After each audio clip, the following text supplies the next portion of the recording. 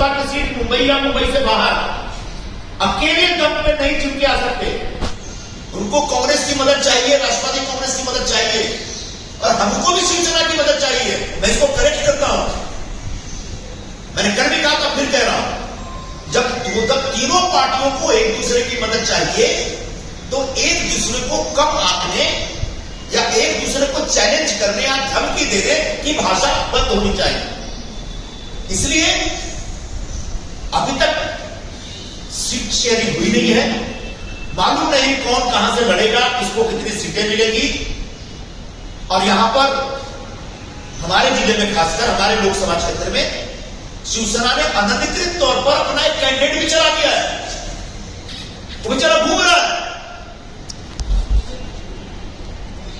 उसके ऊपर जो माइग्रेंट्स के लिए खिचड़ी बांटी गई थी, उस खिचड़ी बांटने के पूरे कार्यक्रम में जो घोटाला हुआ, जिसमें कई कॉन्ट्रैक्टर पकड़े गए हैं, ऐसे किसी कॉन्ट्रैक्टर से 1,60 लाख रुपए की रिश्वत चेक के द्वारा लेने का आरोप है। उस व्यक्ति के खिलाफ जांच हो रही है ईओडब्ल्यू में, मुंबई पुलिस का जो हमारा एक सेल है। सारी फाइल ईडी के पास है, ईडी ने केस रजिस्टर कर लिया है।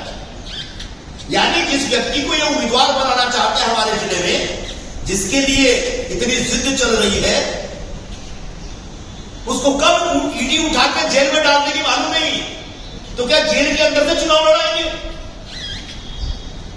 क्या बाला साहब ठाकरे जी की पार्टी, जिनका मैं शिष्य रहा हूं, उनकी पार्टी की ऐसी दुर्गति आती है कि जेल में रहने वाले लोग अब नेता और उम्मीदवार बनेंगे? ये दुर्भाग्यपूर्ण है। और ऐसे में कौन कहां से लड़ेगा, ये निश्चित तौर पर मेरिट तय करेगा और मेरिट के आधार पर सीटें तय होंगी, उम्मीदवार तय होंगे। और इस मुद्दे पर किसी प्रकार का कोई विवाद नहीं होना चाहिए, कोई बहस नहीं होनी चाहिए। आइंदा कोई प्रेस कॉन्फ्रेंस नहीं होनी चाहिए। रोज रोज प्रेस कॉन्फ्रेंस करने का जो आपको शौक चल रहा है, वो शौक पालिए, लेकिन कांग्रेस को गाली देने के लिए नहीं, कांग्रेस को नसीहत देने के लिए नहीं, कांग्रेस को के खिलाफ बोलने के लिए नहीं।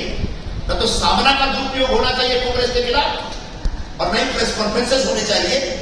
सामना में लिख करके उन्हें शिवसेना और बीजेपी का झगड़ा कराया, उसके बाद शिवसेना की क्या दुर्गति हुई सामने दिख रहा है। क्या कांग्रेस से रिश्ता खराब करने? इसलिए मैं निवेदन करूंगा, तीनों पार्टी के लोग, तीनों पार्टी के नेता, बड़े नेता एक साथ बैठे और स्टेट लेवल के नेता भी एक साथ बैठे, क्योंकि आखिर में जो स्टेट लेवल के नेता है, राज्यों के जो नेता है, उन्हीं को चुनाव लड़ना है, उन्हीं को साथ में आपके संयुक्त सभाएं लेनी है, जाहिर सभा लेनी है, उन्हीं के साथ प्रचार की पूरी योजना बनानी है, प्रचार की योजना बनानी है। और ऐसे में आप जो एक आग्रह कर रहे हैं कि मैं स्थानीय नेताओं के साथ बात नहीं करेंगे, हम बहुत बड़ा दंभ और अहंकार से भरा हुआ वक्तव्य है। ये वक्तव्य वापस लीजिए और महाराष्ट्र के नेताओं के साथ चर्चा करके फिर दिल्ली में जो हमारे शीर्ष नेतृत्व है, उनके साथ एक फाइनल एक डिसीजन लीजिए और उसके बाद आइए मिलजुल करके तीनों पार्टी के लोग चुनाव मैदान में उतरते हैं और भारतीय जनता पार्टी को पराजित करते हैं। लेकिन हम देख रहे हैं संजय राउत अगर जुगलबंदी कर रहे हैं, आपसे चुनौती दूसरों को देंगे, जुगलबंदी करेंगे तो कैसे लड़ेंगे? नहीं, आपने बहुत सही सवाल किया है। एक दूसरे को चुनौती देने से कभी भी हम मिलकर चुनाव नहीं लड़ सकते। अगर हमको चुनौती देनी है तो भारतीय जनता पार्टी को चुनौती देनी चाहिए।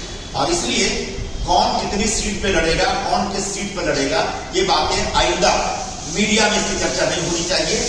क्योंकि शुरुआत उधर से हुई, उधर से कहा गया कि हम 23 सीट पे लड़ेंगे। हमारे 18 खासदार थे, आज हम सांसद थे। इसका जवाब हमने दिया कि 18 थे, लेकिन 13, 14, 15, 16 सब निकल गए और जो बच्चे हैं वो रहेंगे, इसकी गारंटी नहीं है, क्योंकि सबकी फाइलें तैयार है, कब फाइल किसकी खुलेगी मालूम नहीं है।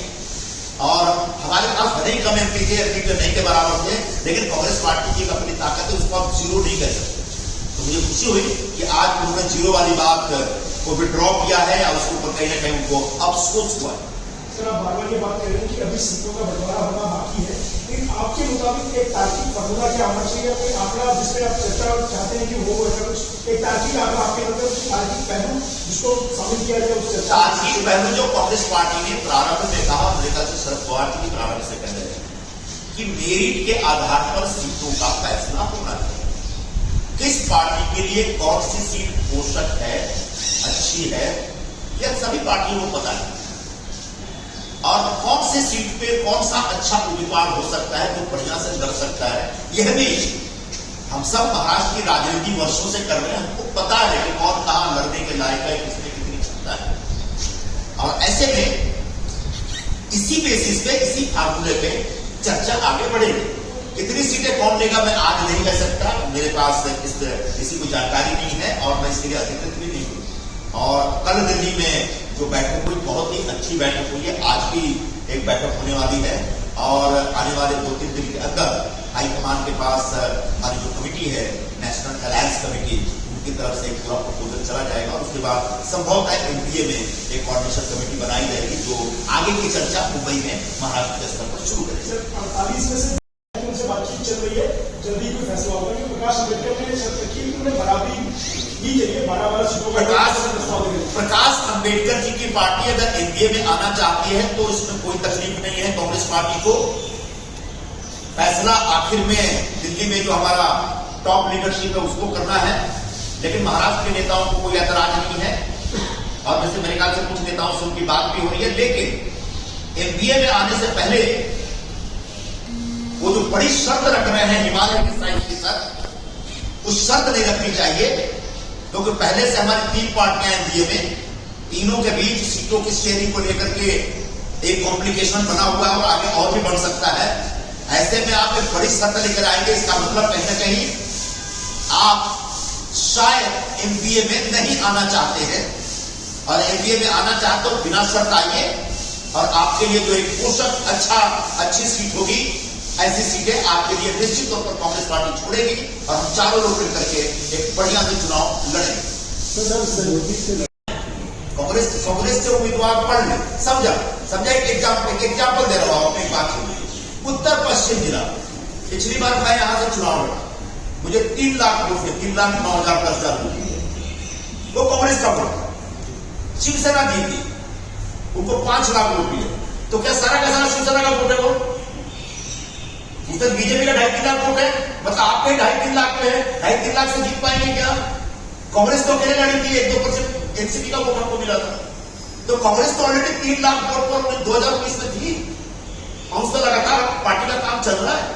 तो कहने का मतलब कांग्रेस को एकदम कम आंकने का जो आग्रह है, जिद है, ये घातक है पूरे एनडीए और इंडिया अलायंस के। हम सबका संकल्प है, कांग्रेस पार्टी का संकल्प है कि इंडिया गठबंधन मजबूत होना चाहिए। और इसीलिए आपने देखा होगा कि 5 राज्यों के नतीजे आए और उसके तत्काल बाद हमने मीटिंग बुलाई थी, कई हमारे सहयोगी लोग बोला कि आज मीटिंग में नहीं आ सकते। फिर 19 तारीख को मीटिंग हुई, सभी साथियों को बुलाया गया। जब सभी साथियों को बुलाया गया, वहां पर डिटेल में डिस्कशन हो रहा है, तब वहां से निकल के बाहर मीडिया में जाके कोई बात किसी को नहीं करनी चाहिए, ऐसा हमारा आग्रह है सबसे। सर, एक बैठक हुई जो एनसीपी के जितेंद्र आवाज, जयंत पाटिल, उन्होंने बैठक की और आपस में ही कहा कि आज जो प्रेस कॉन्फ्रेंस में भी कहा कि हमारी सीट को लेकर सकारात्मक बात हुई। इस पूरे पिक्चर में कांग्रेस तो है ही नहीं, तो ये तो बड़ा विषय है। देखो, कांग्रेस के बगैर एनडीए है ही नहीं, है क्या? कांग्रेस को अगर एनडीए से निकाल देंगे तो न तो एमपी बचेगा न पीए बचेगा क्या? तो इस तरह के गिमिक का कोई मतलब नहीं है। तीनों पार्टियों के समझदार नेता महाराष्ट्र में हैं और बहुत अच्छे ढंग से एक दूसरे के साथ कोऑर्डिनेट करके काम करने वाले लोग हैं। ऐसे लोगों के साथ, ऐसे नेताओं के साथ बैठकर बिना वजह इस तरह का इनप्रैक्टिकल अप्रोच मत रखिए कि हमसे बुद्धि कई नेताओं के साथ बात करेंगे, सारी बातें नहीं होनी चाहिए। आने वाले दिनों में कांग्रेस के साथ बाकी जो हमारे दोनों दल के लोग हैं वो बैठेंगे, चर्चा करेंगे, एक फैसला करेंगे। मुंबई में किसके पास कौन सी सीट है, वो आधार होना चाहिए सीटों को बंटवारे का। इस चुनाव की मैंने बताया आपको, अपने सवाल को रिपीट कर रहे हैं। मैंने बताया कि बेसिक फार्मूला है कि कौन सी सीट पे कौन अच्छे से लड़ सकता है, बीजेपी को फाइट दे सकता है, और उस सीट पे कौन सा कैंडिडेट है। कई बार सीट अच्छी नहीं हो लेकिन कैंडिडेट अच्छा है, तो ऐसे में सीट और कैंडिडेट के मेरिट के आधार पर आगे का फैसला होगा।